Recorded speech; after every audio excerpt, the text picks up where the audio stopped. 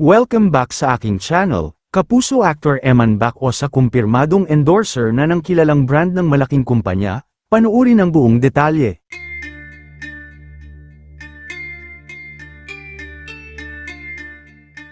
Mukhang tuloy-tuloy na nga talaga ang pagsikat at swerte ng anak ng pambansang kamauna si Eman Bac-Osa Pacquiao, taliwas ito sa mga sinasabi ng kanyang kritiko na si Direktor Ronald Carbolo.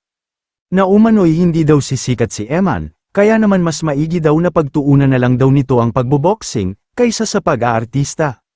Pero tignan mo nga naman talaga ang pagkakataon, kung sino talaga ang tao na mapagkumbaba at may respeto sa kapwa ay siyang inaangat. Tignan mo ngayon si Eman, ganap ng isang endorser ng kilalang brand at malaking kumpanya, na IM Worldwide.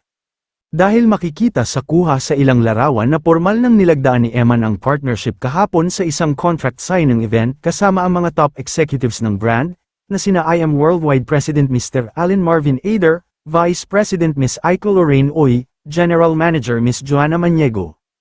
Nandoon rin para magbigay suporta sa milestone na ito ang Sparkle Assistant Vice President for Talent Recruitment and Development Ms. Jenny Donato at Sparkle Senior Sales Manager Mr. Renze Banawa. Makikita naman ang kaligayahan ni Eman sa kanyang mukha at hindi makapaniwala na isa na siyang endorser, maging ang ilang boss ng kumpanya ay masayang-masaya din sa pagkuha nila kay Eman, bilang brand ambassador.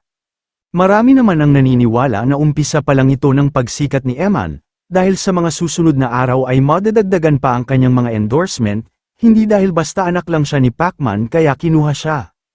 Kundi dahil na rin maraming Pilipino ang na-inspire sa kanyang pagkatao at pananaw sa buhay.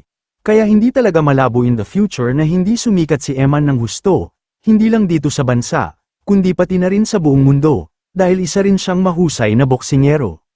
Kaya naman imbis na batikusin natin ang binata ay mas maganda na suportahan na lang natin, dahil hindi naman siya bad influence sa publiko, kundi isang good influence at mabuting tao. Dahil ang ginagawa naman ni Eman ay para sa ikabubuti ng kanyang pamilya at hindi pang sarili lamang. Kayo mga ka-showbiz, anong masasabi nyo sa ating showbiz topic ngayon? Kung may opinion kayo ay magkomento lang kayo sa aking comment section.